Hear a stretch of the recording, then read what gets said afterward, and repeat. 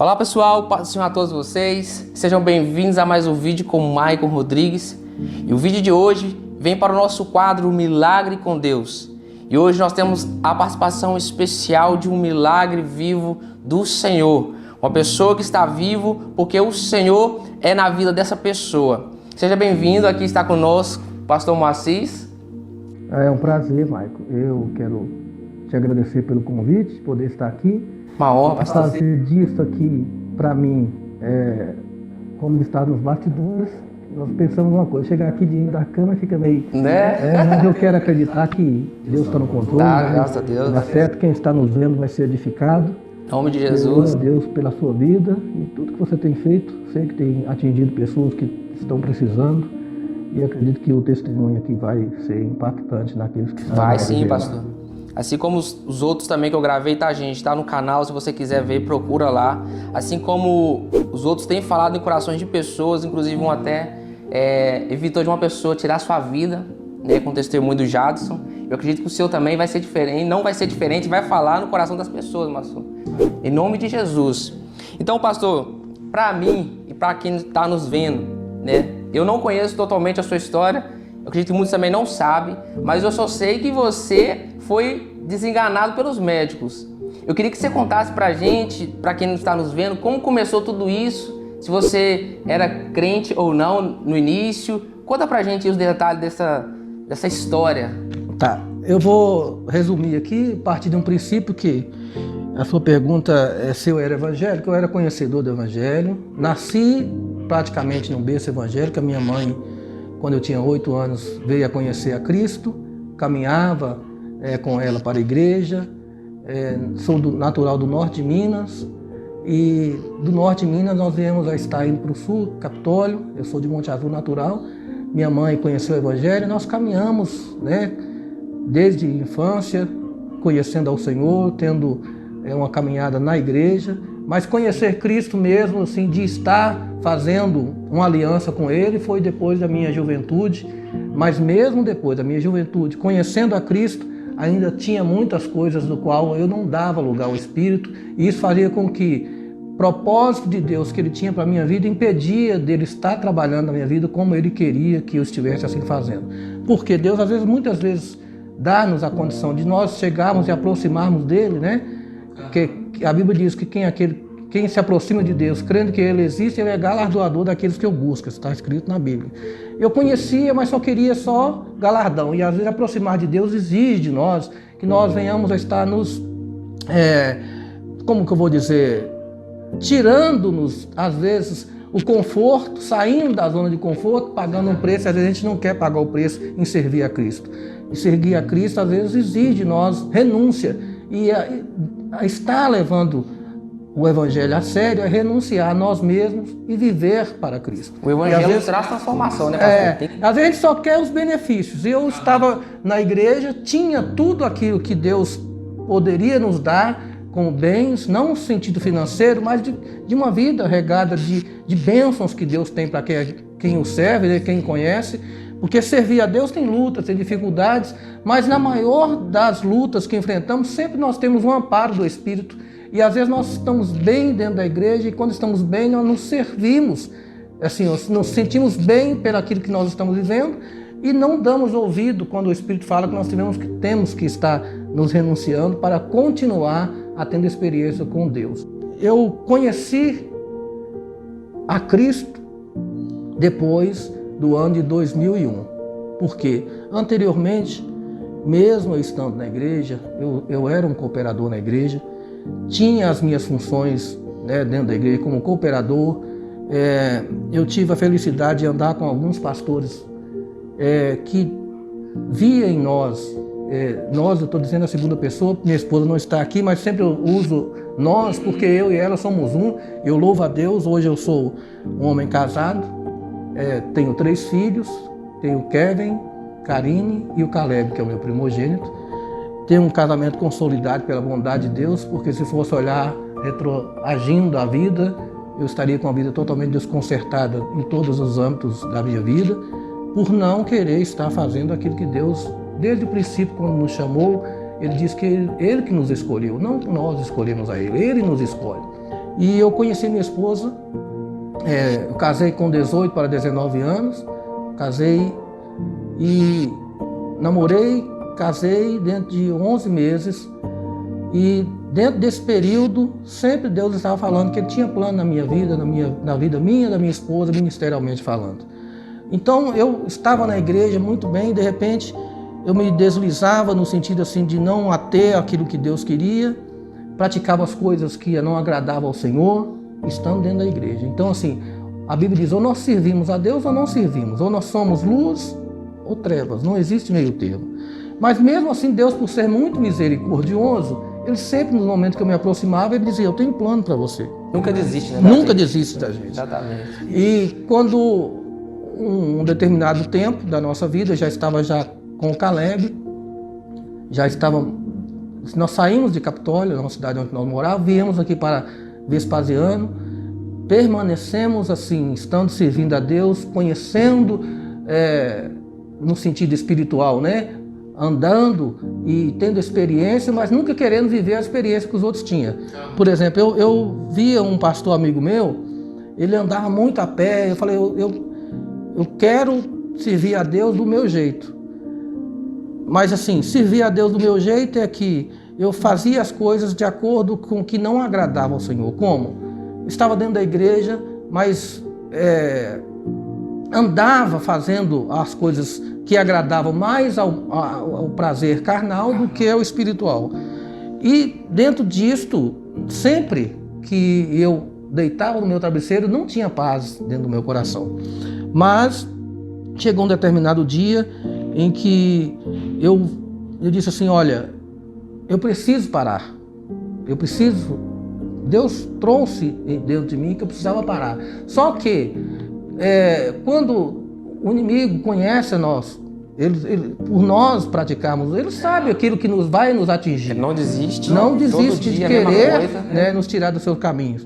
Eu vim para cá e fiquei um tempo morando em Vespasiano. Quando eu disse, não quero ficar aqui mais, o pastor, que era meu pastor na época em Vespasiano, ainda tentou nos segurar aqui, ficar nos apoiando, né? Mas eu disse, não, eu quero voltar, eu vou voltar para a minha cidade. Aí nós voltamos. Nesse intermédio de estar aqui, a minha filha nasceu, que é a Karine, em Vespasiano. Aí nós voltamos para Capitólio, eu dentro da igreja, entre aspas, servindo a Deus, mas sem muito compromisso. E, como eu te falei, na minha juventude, Deus sempre usava alguém para falar comigo. Pastores quis me levar a ser um dirigente de igreja na época. Eu disse, não quero sofrer como o senhor sofre, pastor, eu não quero esse sofrimento para mim. Não fala isso, né? Não é? E eu trabalhava secular, e ainda trabalho hoje, mas anteriormente o meu salário, eu via o salário que os pastores ganhavam, porque a maioria das pessoas pensa que pastores é tudo luxo, né? Mas assim, acompanhando e vendo, nós sabemos que todos os pastores têm uma trajetória, e essa trajetória às vezes quem vê de fora pensa que é só benefícios, mas a vida de pastor não é fácil, requer tempo para preço, requer renúncia. E eu disse, eu ganho um salário muito bem, então para que eu vou querer estar sofrendo como eu vejo o pastor sofrer? Eu não quero sofrer sendo pastor. E eu achava também que para mim fazer alguma coisa para Deus eu tinha que ter título.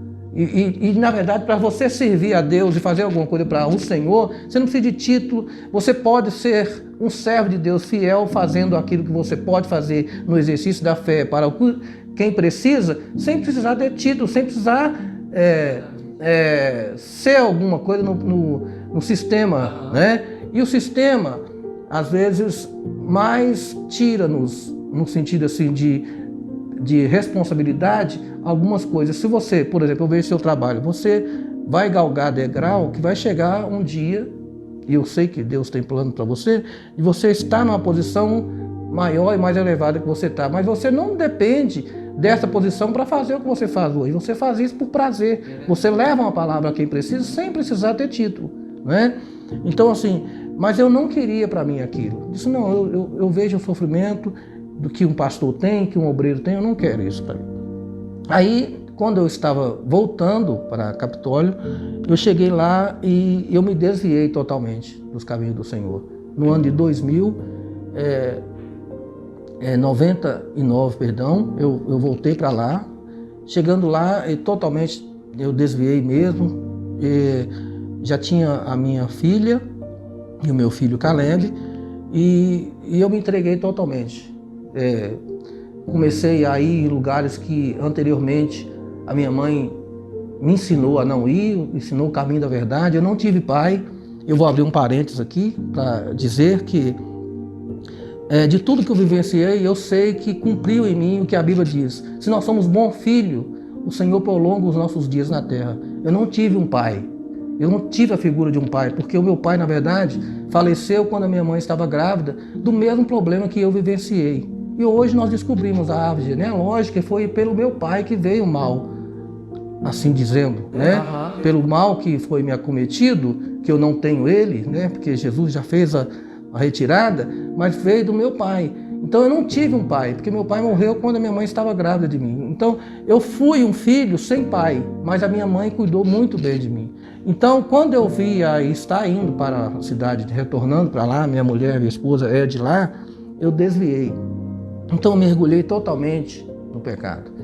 E eu não quero entrar em detalhes, ela sabe que eu comunguei isso com ela, mas num dos determinado tempo, era carnaval, e no ano de 2000, fevereiro de 2000, e eu fui para o carnaval. Lá eu estava bebendo, e numa das noites, eram 4 noites, eu forcei a minha esposa a ir. Minha esposa mesmo estando na igreja, e nessa época ela estava grávida do Kevin, estava com um barrigão bem grande, e ela disse assim, eu vou porque você quer que eu vou. A minha esposa nunca desistiu de mim.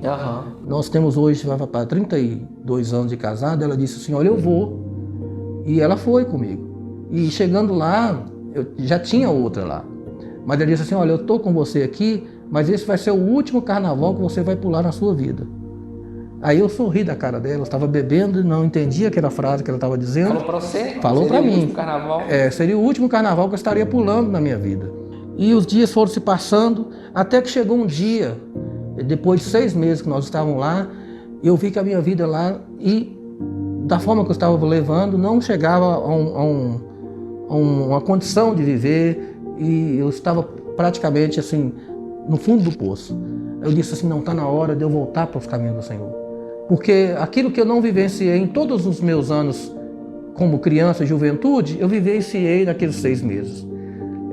E isso eu vi que para minha alma e para mim não traria a alegria que Cristo trazia para mim. Mesmo eu estando fora da igreja, dentro da igreja, mas leviano, era melhor, porque eu estava no caminho, né? Se está no caminho, uma hora vai haver um conserto. Naquele momento que eu estava lá no mundo, eu estava totalmente fora da presença do Senhor.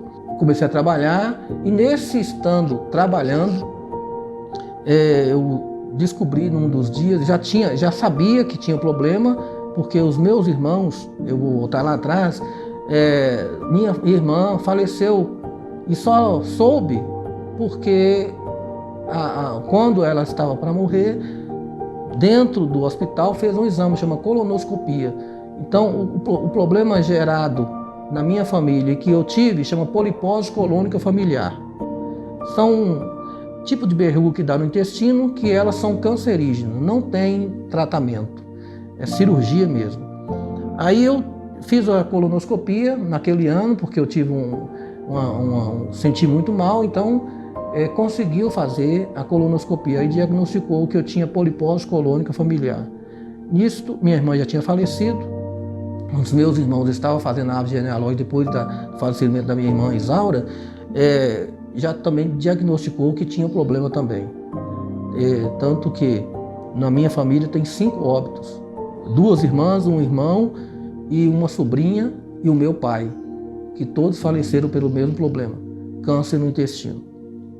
Aí quando eu descobri, eu já estava aqui, morando aqui, fui para o hospital no dia 13 de fevereiro. Exatamente no dia do carnaval. Lembra que eu disse lá atrás que a minha esposa disse que eu nunca mais pularia carnaval? Aí fui para o hospital e eu fui achando que estava tudo bem. Nesse intermédio que nós viemos, interino, que vim para cá, meu filho Kevin já tinha nascido. Já estavam os 3. O meu filho chegou aqui, ele tinha 4 meses de vida quando nós viemos a morar em Confins. E chegando aqui, no dia de entrar no hospital, quem olhava para mim via muito saudável, porque a aparência não era o que estava por dentro. Aí eu fui para o hospital e disse, ó, com 3 dias, eu lembro de ter falado para o Caleb, daqui uns 3 dias eu retorno para casa. E eu não sabia que não ficaria 3 dias, fiquei 3 meses internado no hospital, 91 dias. Eu entrei no dia 13 de fevereiro, era o dia do carnaval naquela época, e entrei 8 horas da manhã no bloco cirúrgico e saí 8 horas da noite, ou 12 horas de cirurgia. E eu fiquei com as pernas para cima, porque tinha que ficar numa posição.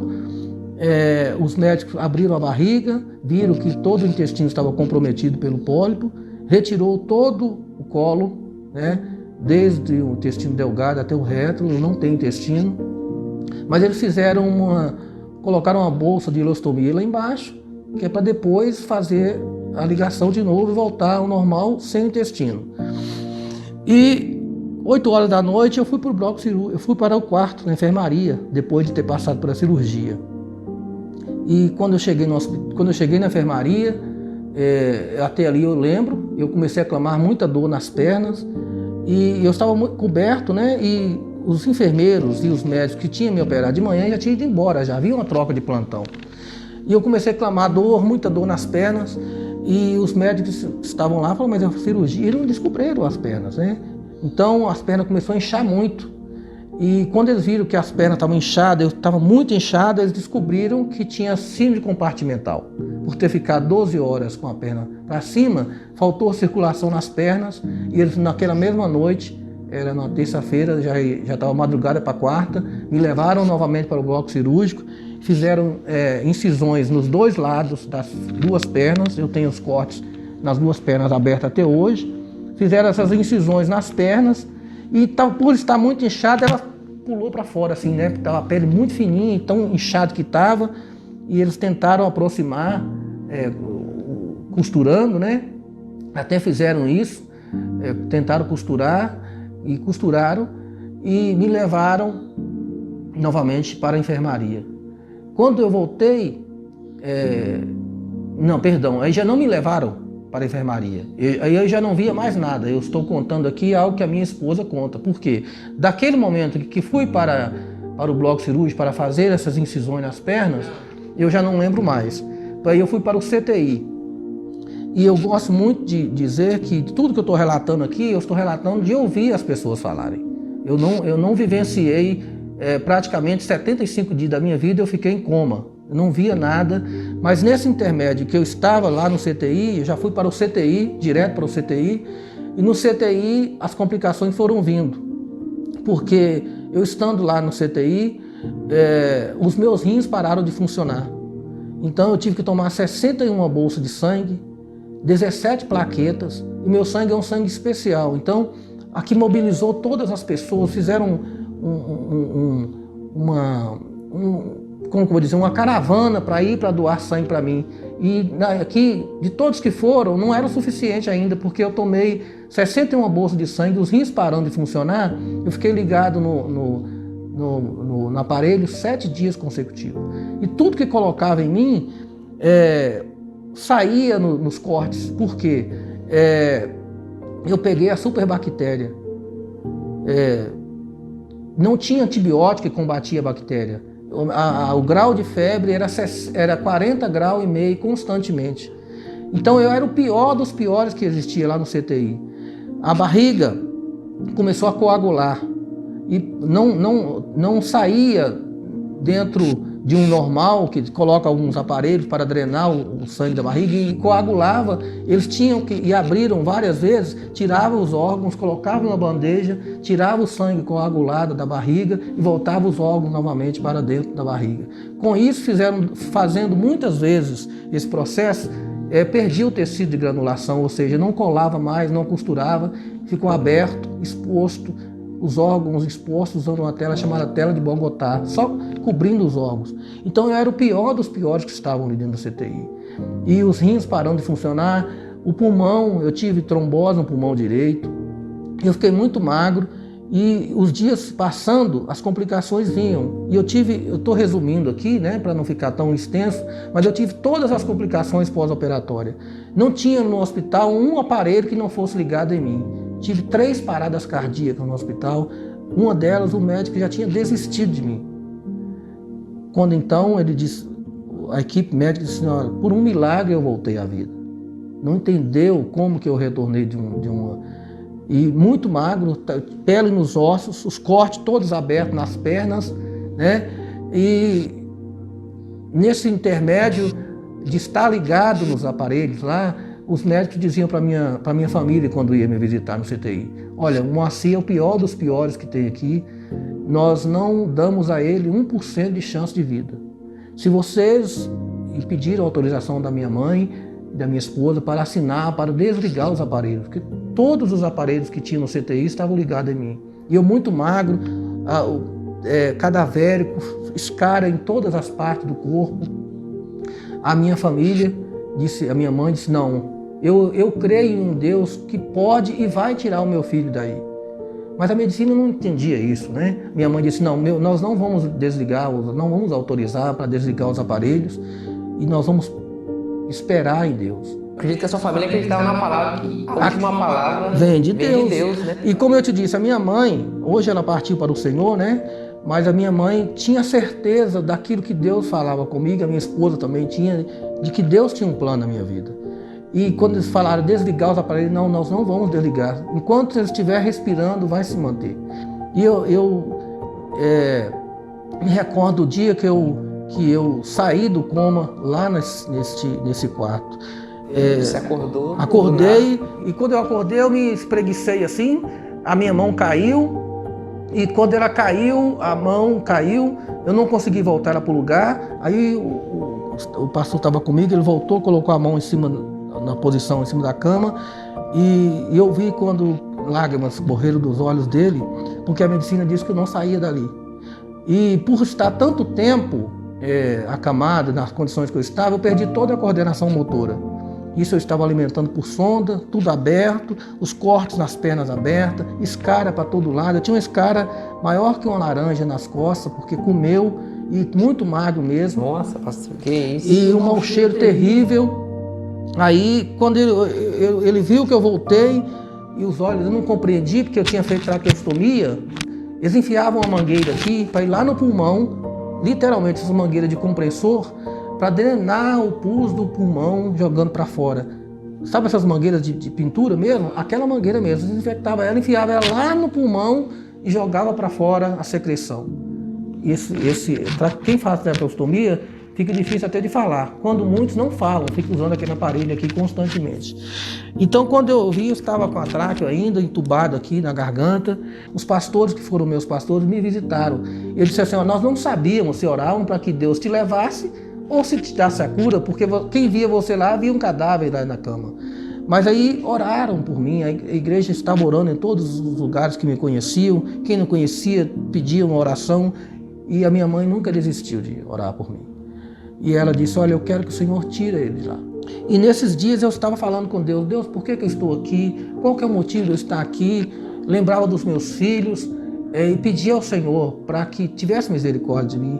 E eu fui falando com Deus e não ouvia. Houve um silêncio de Deus para mim naqueles dias que eu estava ali que saí do coma e estava ali. Não via Deus falar comigo.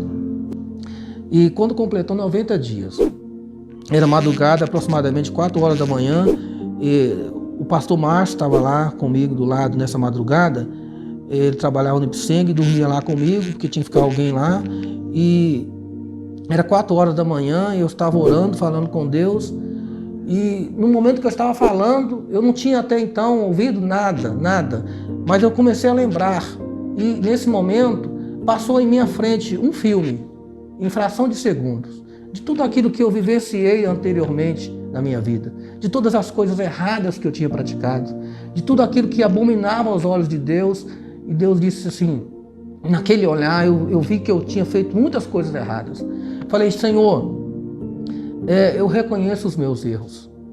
Eu sei que eu sou infiel e eu era um camarada e eu ainda luto contra mim mesmo hoje. Existe esse Adão pecaminoso dentro de nós, que, né, o ser humano carrega dentro de si, é uma luta constante, né, todos os dias. Mas assim, naquela época não importava tanto, hoje me policio muito, mas ainda sou falho, estou crescendo dia a dia, nós nos crescemos dia a dia, mas naquele momento eu falei, Senhor, eu sei que o Senhor é Deus, eu já vi o Senhor fazer muitas coisas, já vi paralítico andar, já tive experiências com o Senhor, e de tudo que eu vivenciei aqui, de tudo que o Senhor me mostrou, em fração de segundo, toda a minha vida passou diante de mim, e eu disse, Deus, o Senhor é Deus, e como eu sei que o Senhor é Deus, eu faço uma nova aliança com o Senhor agora.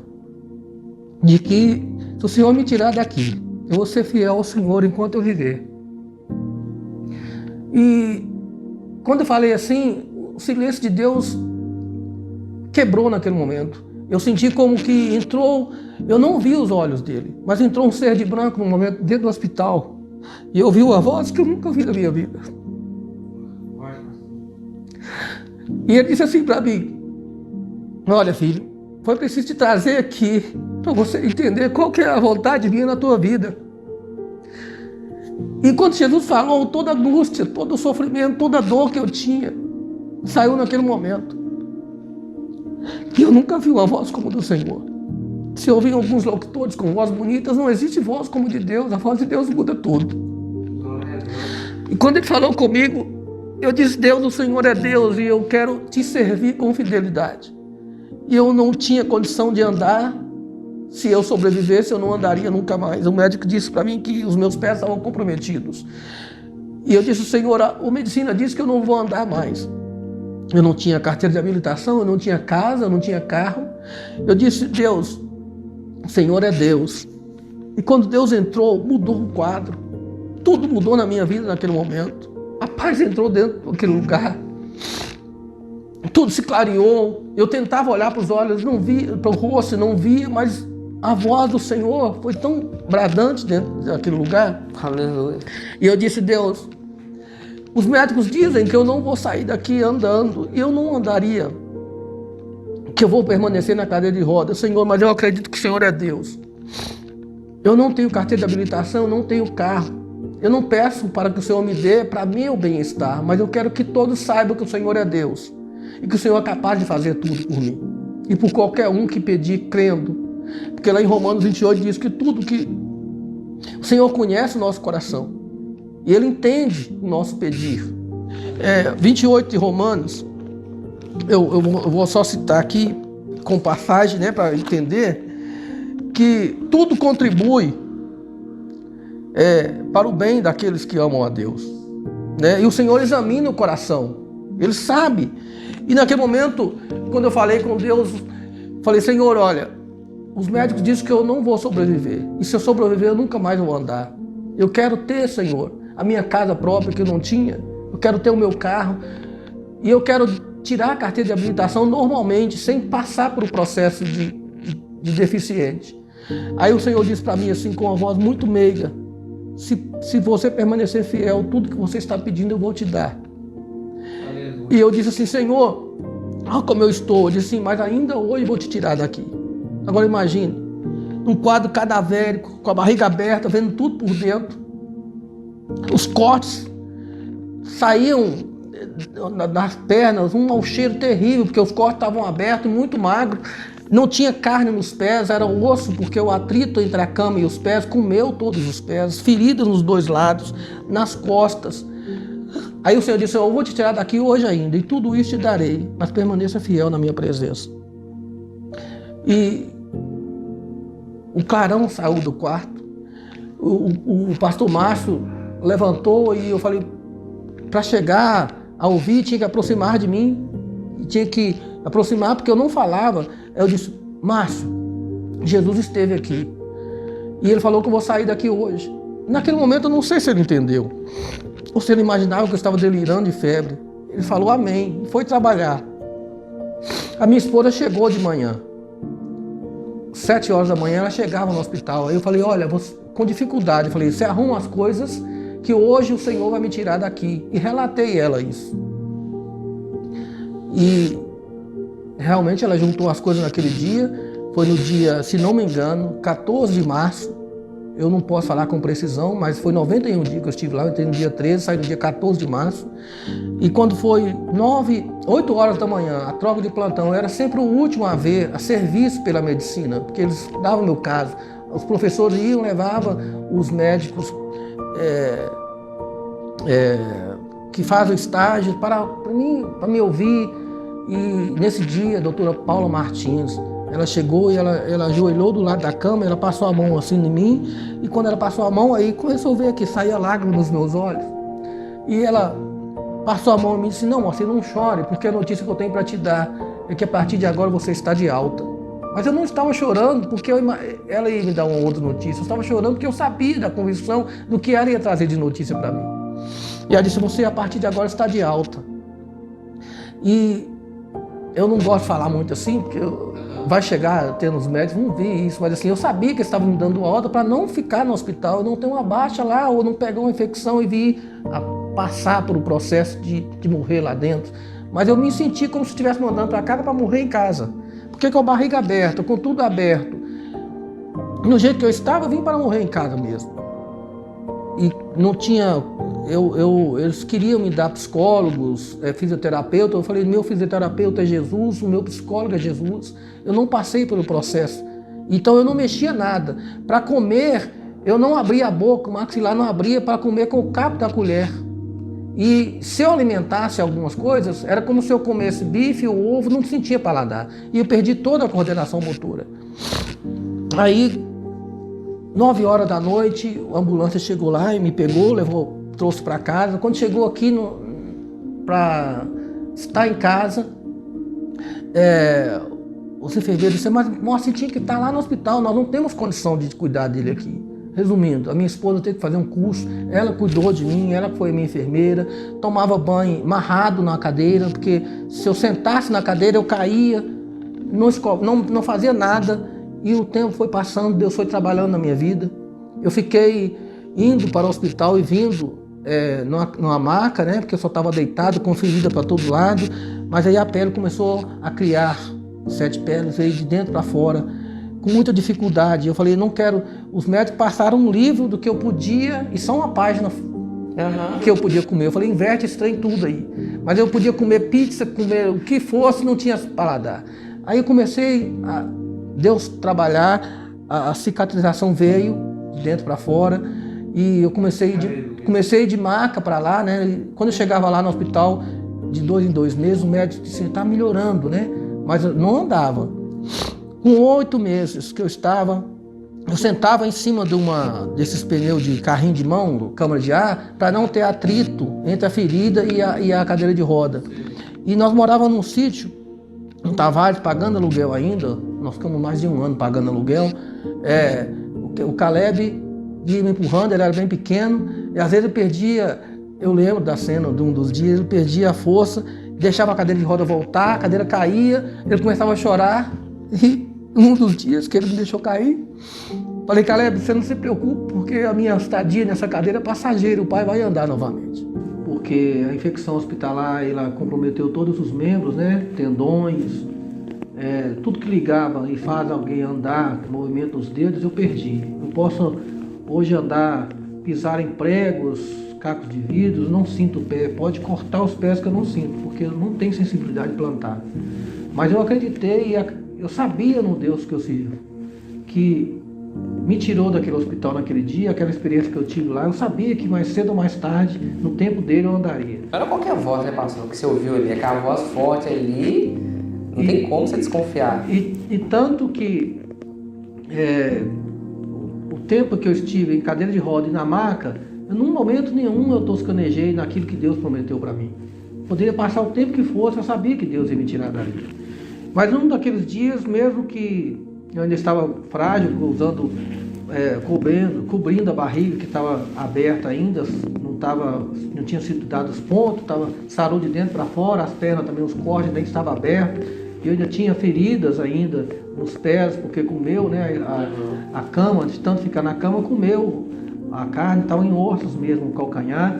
E eu fui numa igreja de um amigo meu em Vespasiano, estava ainda com traqueostomia, falava com dificuldade, mas naquele dia ele falou: você conta aqui o que Deus fez até aqui. E eu tive a oportunidade, falei alguns minutos.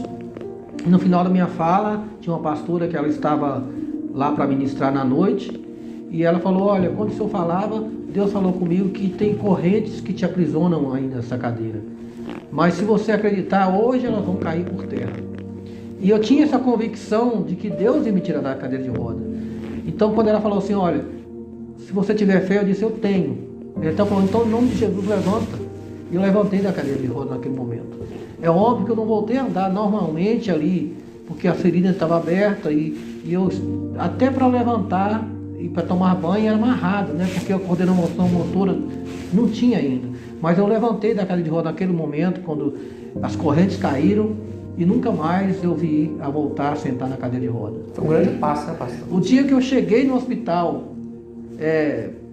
para serviço lá, né, para fazer um acompanhamento, que o médico olhou para mim e disse: mas Moacir, você de pé?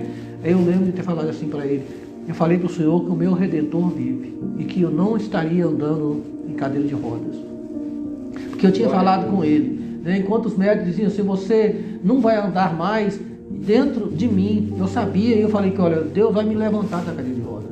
E quando ele me viu, ele não acreditou naquele momento. E depois disso, eu tinha falado com Deus, Deus tinha prometido que eu ia andar, tirar a carteira de habilitação, ter o carro, e tudo isso Deus me deu. Todas as promessas se cumpriram na minha vida. Então assim, hoje eu estou feliz e sou feliz. E a felicidade não está baseada naquilo que Deus me deu, não, é naquilo que Deus cumpriu na minha vida. Eu poderia estar sendo feliz se eu estivesse na cadeira de rodas, sim, mas eu tinha a convicção de que Ele cumpriria tudo aquilo. E se ainda hoje estivesse falando na cadeira de roda aqui, eu saberia que Deus ia me levantar. Mas Ele cumpriu, porque nessa trajetória até hoje, Deus já trabalhou muito em minha vida, fazendo algumas coisas que eu fiz para a glória dEle. Então, assim, muitas coisas que eu vivenciei aqui até hoje, é porque Deus é Deus e fiel para cumprir aquilo que Ele promete. Ele me prometeu tudo o que Ele prometeu, Ele cumpriu. Nenhuma vírgula ficou para nada, tudo Ele prometeu, tudo Ele cumpriu o que Ele prometeu. Então assim, e eu falo hoje, Mar, que mesmo que eu estivesse na cadeira de rodas, mesmo que eu estivesse ainda com a barriga aberta, que Ele restaurou, depois eu voltei lá para fazer cicatrização, né, fechar normalmente, que a pele ficou exposta, então eu tinha que fazer um tratamento para voltar. Mas mesmo que tivesse acontecido, eu já era curado por dentro, porque a maior cura não é a física, é a espiritual. E se Deus trabalhou em mim, né? Então eu louvo a Deus por isso. Então Deus é fiel para cumprir. E a maior dádiva que eu tenho é saber de quando eu estava lá em silêncio, no coma, a família estava trabalhando por mim, orando por mim. E a base de uma vida vitoriosa é família. Eu não insisto, eu não deixo de insistir que família é o maior patrimônio que alguém pode ter. Então vale a pena investir na família. Nunca desista da sua família. Pague o preço pela família. Família. E por mais que você esteja vivendo um casamento turbulento, uma família que pode estar aos olhos naturais destruída, Jesus pode reconstituir novamente. Pode trazer novamente à existência o amor que anteriormente tinha e fazer florar novamente este amor e essa convivência que anteriormente tinha. Então pague o preço pela família, não desista da família. E eu, no nome de Jesus, profetizo sobre a sua casa, sobre o seu lar, sobre a sua família, a bênção do Senhor. Que Deus possa visitar você, de você estar sendo reconstituído, tudo que o inimigo está tentando tirar, a felicidade que não está mais. Se você não está sentindo a alegria e a felicidade, Jesus vai transformar esse momento de tristeza em alegria, em nome de Jesus. Glória a Deus. Eu creio que o Senhor é feliz não pelo aquilo que Deus te deu, mas aqui pelo aquilo que Ele é, né, pastor? Amém. Aquilo que você falou, o que Ele te deu foi consequência, tirou carteira, te deu um trabalho, aquele negócio todo, mas eu creio que você é feliz pelo que Ele é. A experiência que você teve é incrível. A nossa vida hoje, eu e minha esposa, não é pelo que temos de benefícios materiais, é pelo espiritual que Deus trabalhou em nossa vida. Então assim, hoje eu vivo com prazer em saber assim, olha, eu posso ser bênção e eu quero ser bênção. Eu não quero apresentar como o melhor e nem como o bom. Não, bom em mim é Jesus que habita em mim, que habita dentro da minha casa, a alegria de estar vendo as coisas que eu vivencio dentro da minha casa sendo vista por quem quer que esteja vendo, como que eu e a minha casa somos abençoados pelo Senhor. Mas é porque eu sou bom? Não. Dificuldades nós enfrentamos diariamente, mas eu sei dizer que eu, dentro da vontade de Deus, sou forte naquilo que Ele me faz, fortalecido por o que Ele é e por aquilo que eu deixo Ele fazer comigo. E não vivo eu, mas Cristo vive em mim. Aleluia. Amém. Deus abençoe. Então é isso, gente. Espero que você que está do outro lado nos vendo tenha sido edificado, que Deus tenha falado com você de alguma maneira. Eu não sei o que você está passando, o que você está enfrentando, mas eu acredito que esse lindo testemunho, algo de Deus falou no seu coração. Que Deus abençoe sua vida em nome de Jesus. Compartilhe esse vídeo com as pessoas que você ama, com as suas famílias. Ajude a ser um canal de bênção. Compartilhe esse vídeo com o máximo de pessoas que você puder compartilhar. Pastor, Deus continue te abençoando por tirar um tempinho lá na sua agenda, vir aqui na minha humilde residência, contar a sua história ali para todos que nos acompanham, para as pessoas. Que Deus continue te abençoando. Eu acredito que o que Deus fez ainda vai fazer muito mais, pastor. É um prazer, viu, Marcos, estar aqui. E eu tenho tido a oportunidade de ir em algumas igrejas testificar. Não deu para falar tudo aquilo que Deus fez. E assim, eu não estava nem... Foi anteontem que nós combinamos de estar fazendo essa gravação. Sim, mas tem algumas coisas que Deus me deu a entender daquilo que Ele pode fazer e que no testemunho que eu dou nas igrejas eu tenho a oportunidade de, pelo Espírito, ser lembrado. Como eu tive com muito tempo, algumas coisas que aconteceu, eu só estou relatando porque a minha esposa falou, mas assim, o que Deus fez foi extraordinário. Exatamente. E pode fazer na vida de quem crê. Amém. Que Deus abençoe você poderosamente em todas as áreas de sua vida. Gente, um forte abraço.